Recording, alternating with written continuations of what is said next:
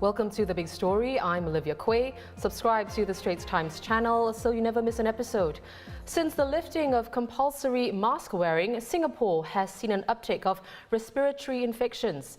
It comes as Health Minister Ong Ye Kung also said that the country is currently going through a COVID-19 wave. He said about 3 in 10 of the cases are patients who have been reinfected by the coronavirus. Well, polyclinics saw a spike in cases of acute upper respiratory infections following the mask down announcements in August and February. According to the Health Ministry website, there was an increase of between 2.8 and 22.7% week-on-week of cases within 6 weeks of each announcement. GPs also estimated a 20 to 30% uptick in the number of patients with flu-like symptoms since late December 2022.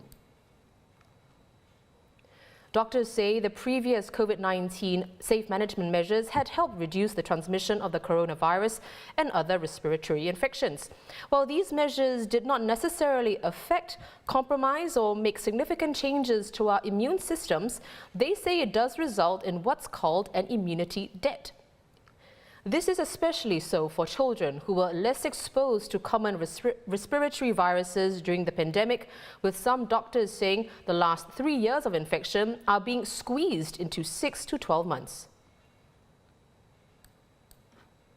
I'm now joined by a family physician, Dr. Elly Sabrina. She's the director of Banyan Clinic in Woodlands. So, Dr. Elly, what are you seeing at your clinic these days? Is there what some call revenge infection, which is an increase in the number of adults and children with respiratory illnesses, even COVID-19? It's totally expected when we have lifting of the restrictions. I'm seeing, as for COVID-19 infections, previously it's very difficult to get even one COVID-19 positive patient in a week. But now I'm seeing at least 1 or 2 COVID-19 patients in a day. So there's, on the ground is at least a doubling of the infections. But it's not just COVID-19 infections. We are getting a lot of acute respiratory infections, especially among the kids and the elderly. Well, on the children, Dr. Elly, the Education Ministry suggests targeted measures like mask wearing in schools, while public health experts over in Malaysia, they feel that there should be masking in public places with more people expected to gather for Hari Raya especially. So what measures do you think would help cut down the infections? I think the most important thing is that we should not let down our guard. Now that we know there is a sudden spike in COVID-19 infections, so all of us should maintain a high level of hygiene and secondly, a high level of social responsibility. It's not just mask wearing. If you or your child or your elderly parents are not well, having cough, runny nose, sore throat, you should get yourself tested at home. And if you are COVID positive, do refrain from going out, quarantine yourself at home, even though there is no such protocol.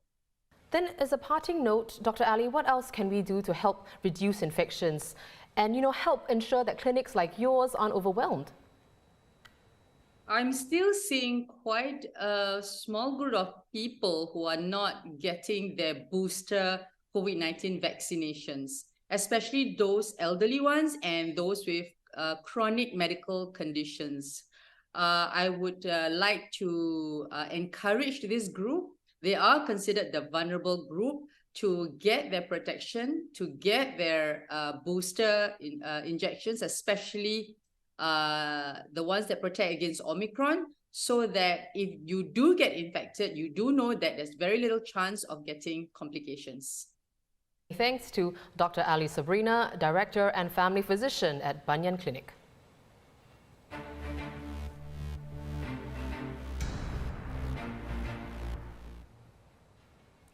Deputy Prime Minister Lawrence Wong says that the next stage of nation building will need a new definition of success and new approaches for skills, social support and caring of seniors. Speaking in Parliament on the first day of the debate on the President's address, he says more must be done to ensure tangible changes and called on Singaporeans to play their part to ensure these changes become reality. Mindset shifts are necessary, but I don't think mindset shifts alone will effect societal change. It is not enough to say we will celebrate a variety of professions. Our economic structures, remuneration, and career prospects in various professions must also be consistent with what we value. Here I have a plea to everyone. For a new definition of success to become a reality, all of us as consumers must be willing to bear a higher cost for the goods and services we consume.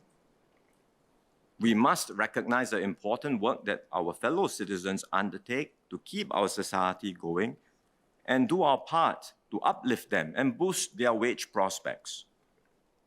I know this is not an easy ask, given the rising cost of living, but we will do our best to manage the pace of change and to help everyone, especially our lower and middle income families, adjust to this new environment.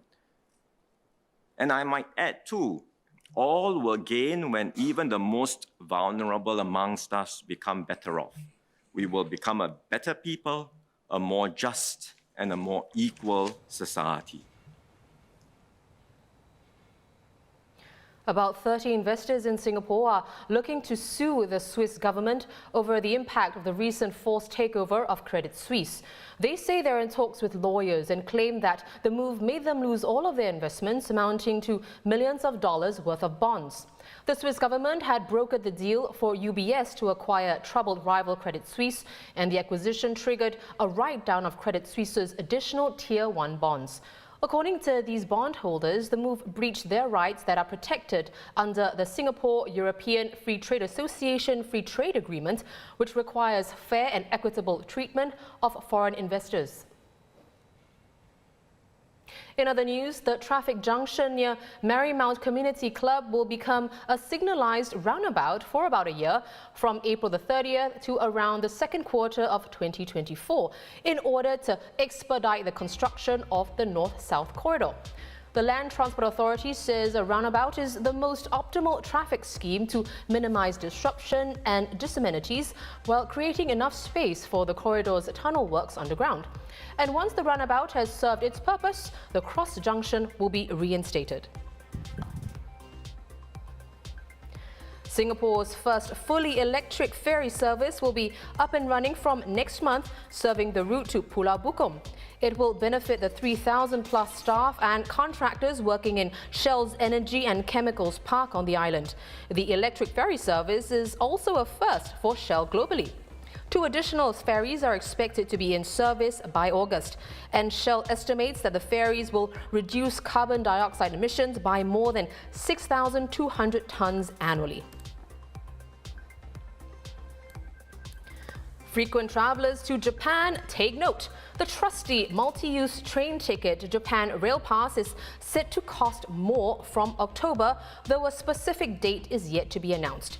A single adult pass covering all JR lines for 7 days will rise by at least 200 Sing dollars, and that's a 68.6% increase. Perhaps a small relief. The Japan Railways Group, which runs the rail system, says it intends to include more discounts for tourists at selected sightseeing spots. And this was a close call for a pedestrian yesterday as she narrowly escaped getting hit by a garbage truck. Travelling along Ganges Avenue, the truck lost control and swerved towards the pedestrian, who just managed to avoid the vehicle by running back to the curb. The truck was stopped after hitting a traffic light, toppling it with debris from the collision strewn across the road. Well, the 56-year-old driver is assisting with investigations.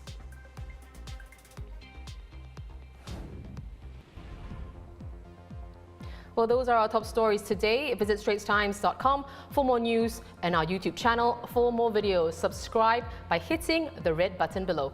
I'm Olivia Quay, and I'll see you tomorrow for more stories on The Big Story.